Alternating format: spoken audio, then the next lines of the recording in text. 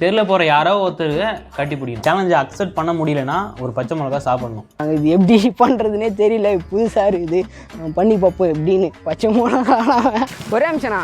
பொங்கல் பொங்கல் வாழ்த்துக்கள். இனிய பொங்கல் தைப்பொங்கல் திருநெல் வாழ்த்துக்கள். கட்டி பிடிச்சிங்க, கட்டிப்பிடி. ஹாப்பி பொங்கல். இதெல்லாம் ஒத்துக்கூடாதுப்பா.